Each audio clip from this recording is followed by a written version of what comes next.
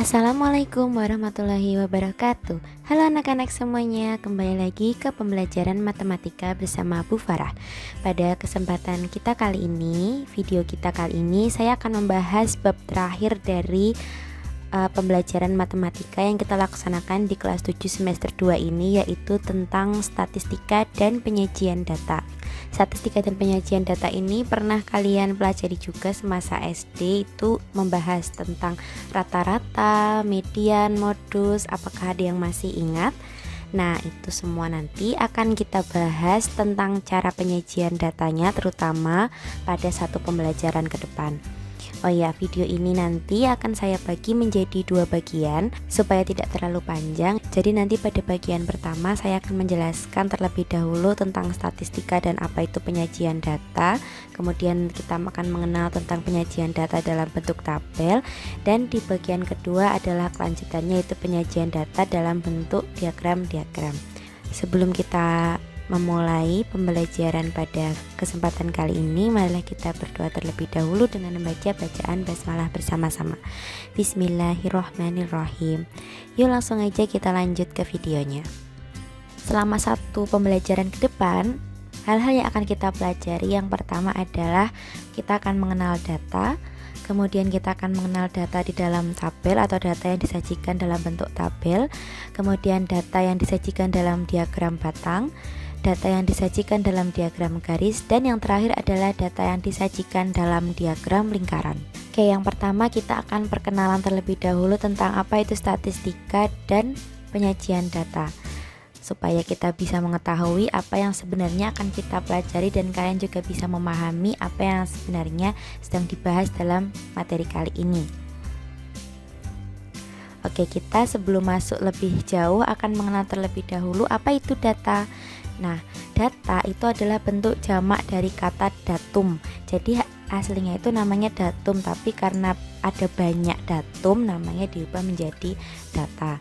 Nah, datum sendiri itu artinya adalah informasi atau keterangan yang diperoleh dari suatu objek, kejadian, atau sumber. Jadi contohnya kayak gini.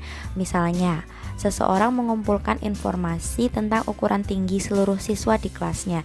Nah, kalau misalkan kita mau mencari datumnya itu misalnya kayak gini, tingginya 138 cm atau 140 cm atau 150 cm saja. Jadi cuma data satu itu aja. Nah, kalau data itu berarti ukuran tinggi semuanya.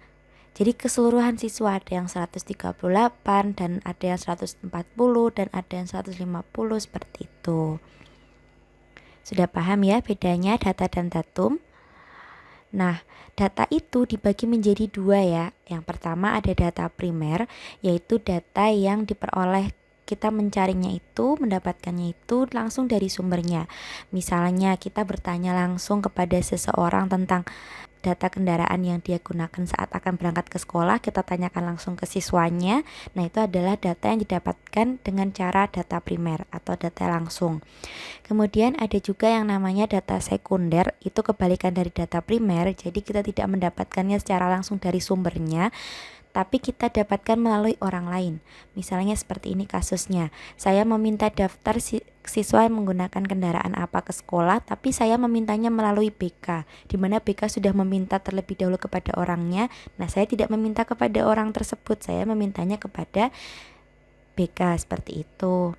Selanjutnya adalah kenapa sih kita itu mempelajari tentang statistika dan penyajian data.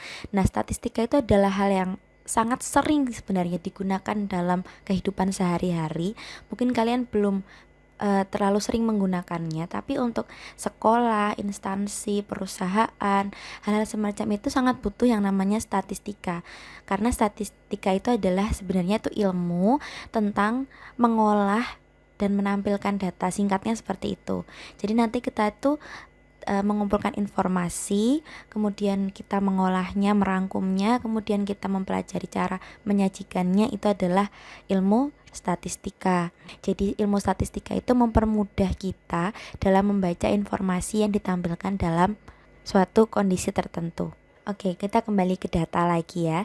Jadi selain kita mengetahui tentang apa itu data, kemudian kita mempelajari kenapa kita mempelajari statistika, kita juga akan menyinggung sedikit cara-cara kita bisa mengumpulkan data. Jadi cara mengumpulkan data yang pertama itu adalah kita melakukan wawancara terhadap narasumber. Jadi saat kita melakukan wawancara itu kita bertanya langsung kepada narasumbernya. Kemudian yang kedua ada kuesioner. Itu bedanya dengan wawancara, itu kita memberikan selembar pertanyaan atau beberapa lembar pertanyaan kepada narasumber. Jadi kita tidak perlu berkomunikasi langsung dengan si narasumber yang akan kita tanyai informasinya. Dan yang ketiga ada juga observasi. Kalau observasi ini kita hanya perlu mengamati apa yang sebenarnya ada di lapangan atau di objek tersebut. Misalnya kalau misalkan tadi wawancara, kita bertanya seorang siswa itu menggunakan kendaraan apa. Kalau kuesioner kita hanya memberikan selembar kertas dan si siswa itu mengisi kendaraan apa yang mereka gunakan saat berangkat sekolah. Dan observasi itu kita melihat, misalnya kita ke parkirannya gitu, ada berapa pengguna motor di parkiran itu, seperti itu.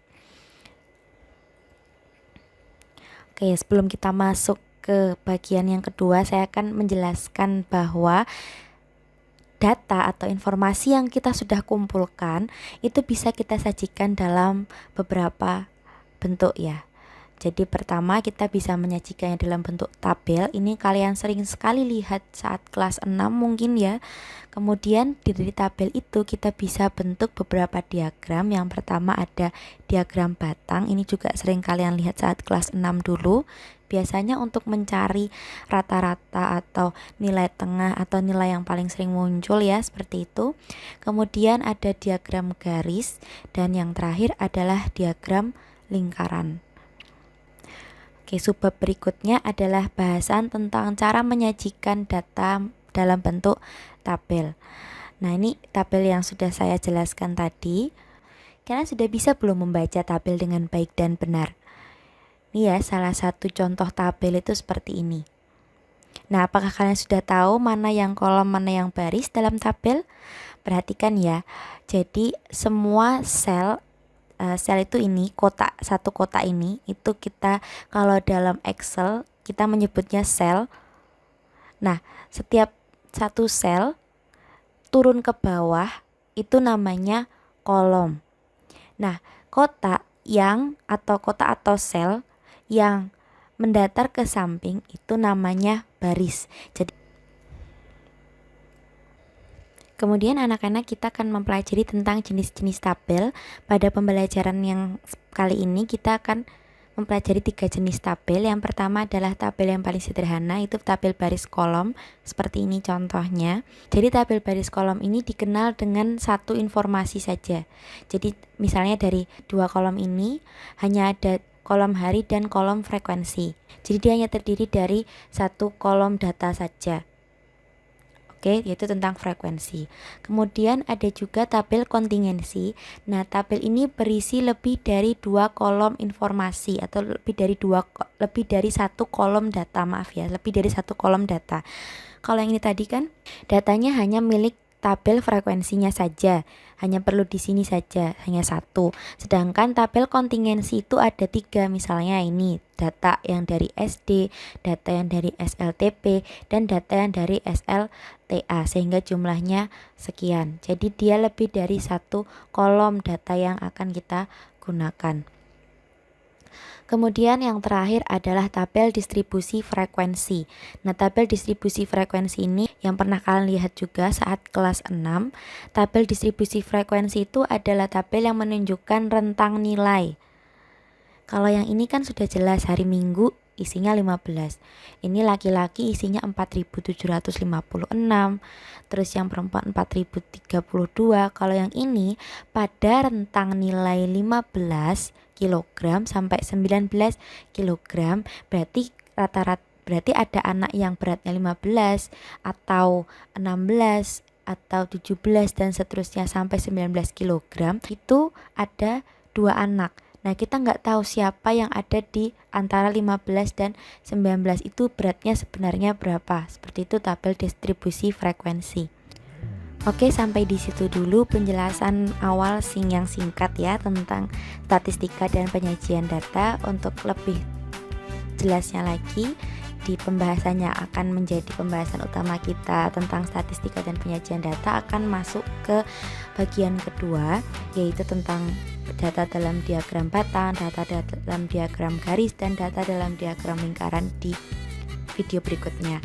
Supaya tidak terlalu panjang, baik, sampai di sini dulu buat video bagian pertama. Semoga membantu kalian dalam belajar. Terima kasih karena telah memperhatikan. Assalamualaikum warahmatullahi wabarakatuh.